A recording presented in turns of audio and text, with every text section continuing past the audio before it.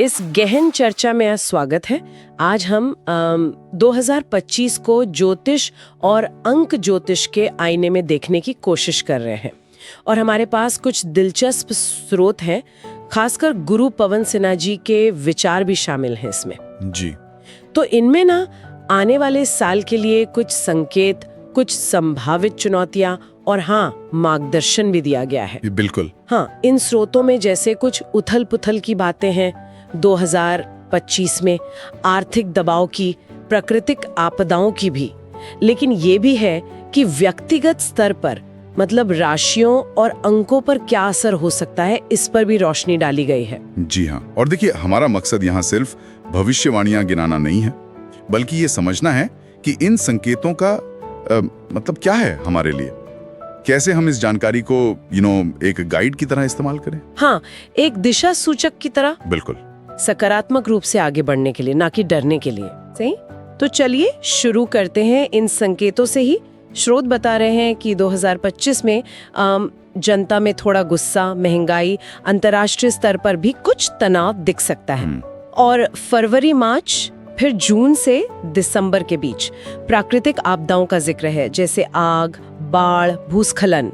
जी। और दिलचस्प ये है कि इसका कारण मंगल और शनि के प्रभाव को बताया गया है, जिन्हें अक्सर चुनौती से जोड़ा जाता है ना? हाँ, बिल्कुल। और ज्योतिष के लिहाज से एक और बड़ी घटना है 29 मार्च 2025 से शनि का मीन राशि में जाना। अच्छा। हाँ, ये बृहस्पति की राशि है, तो कुछ हद तक तो बृहस्पति का नियंत्रण रहेगा शनि पर, लेकिन उसी समय शनि और राहु की युति भी बन रही है। मतलब ये दोनों ग्रह एक साथ आ रहे हैं। ओह। हाँ, और कुछ स्रोत इसे थोड़े समय के लिए श्रापित योग कह रहे हैं, मतलब एक चुनौतीपूर्ण स्थिति जो थोड़ा संघर्ष या वाद विवाद बढ़ा सकती है। तो इसका मतलब ये हुआ कि अलग अलग लोगों पर असर भी अलग अलग होगा, राशियों या अंकों के हिसाब से। कुछ उदाहरण है क्या स्रोतों में? हाँ, बिल्कुल है। मिला जुला असर बताया गया है।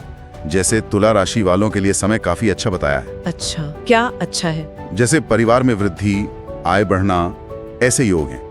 वहीं मकर राशि वालों के लिए मेहनत बहुत ज्यादा है, पर यह भी कहा है कि मेहनत का फल मिलेगा। मेहनत तो करनी पड़ेगी। जी। और सिंह राशि वालों को जुलाई के बाद थोड़ी सावधानी रखने की सलाह दी गई है। अच्छा।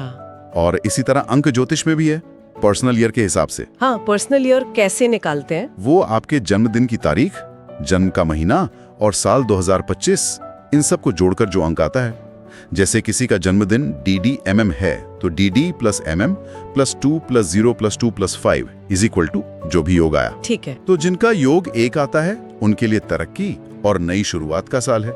जिनका 8 आता है उन्हें शुरू में थोड़ी दिक्कतें, संघर्ष लग सकता है, पर धैर्य रखने से आखिर में लाभ मिलेगा। तो ये तो हुई संकेतों की बात, लेकिन एक चीज पे स्रोत बहुत जोर दे रहे हैं कि ये ग्रह या अंक ये हमारे भाग्य के निर्माता नहीं है, सिर्फ सूचक हैं। सही कहा, बिल्कुल सही कहा आपने। ये सबसे महत्वपूर्ण बात है।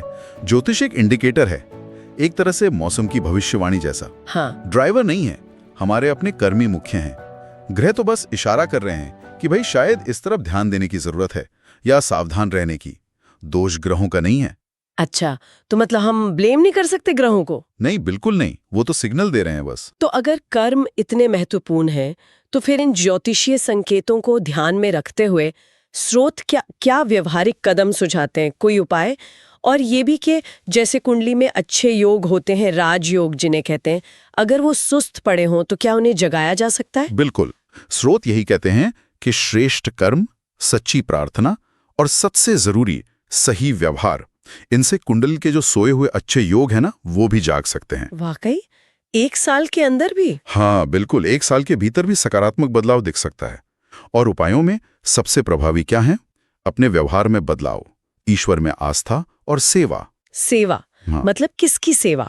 किसी की भी, जरूरतमंद इंसान की, प्रकृति की, पशु पक्षियों की, किसी भी रूप में। ये जो महंगे रत्न या जटिल पूजा पाठ होते हैं ना, स्रोत कहते हैं कि इनसे कहीं ज्यादा शक्तिशाली ये चीजें हैं। ये तो बहुत अच्छी बात है। और कुछ सरल रोजमर्रा के उपाय भी बताए गए हैं, जैसे शनि के प्रभाव को या 2025 की चुनौतियों को संतुलित करने के लिए। हाँ, काफी व्यवहारिक उपाय हैं।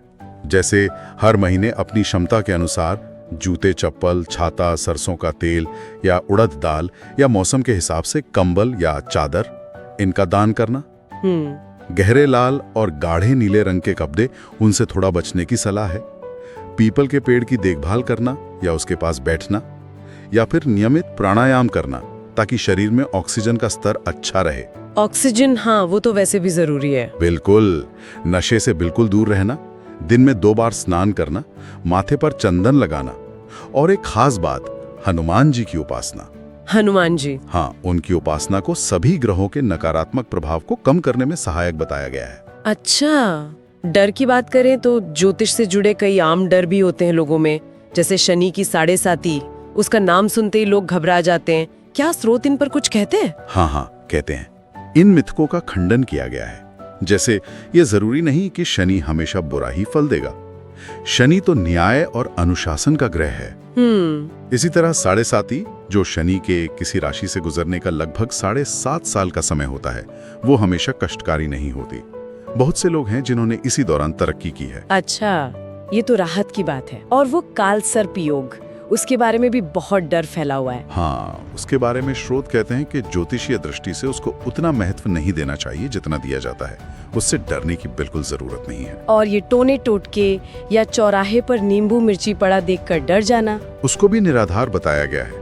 कहा गया है कि अगर ईश्वर पर आपकी आस्था मजबूत है, पक्की है, तो ये चीजें आप पर असर नहीं कर सकती, निष्प्रभावी हो जाती हैं। यहाँ तक कि गंगा स्नान से पाप धुलने वाली बात को भी सिर्फ डुबकी लगाने से नहीं, बल्कि कर्म और सच्चे मन से किए गए पश्चाताप से जोड़ा गया है। यानी भावना और कर्म ज्यादा महत्वपूर्ण है। बिल्कुल।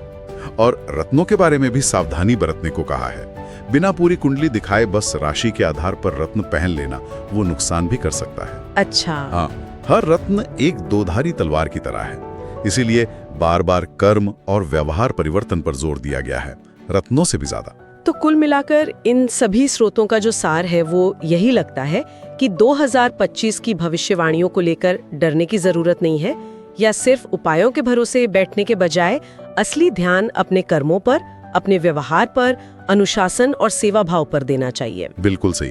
और एक बहुत गहरा विचार जो इन स्रोतों से निकल कर आता है वो है एक साधे सब सधे।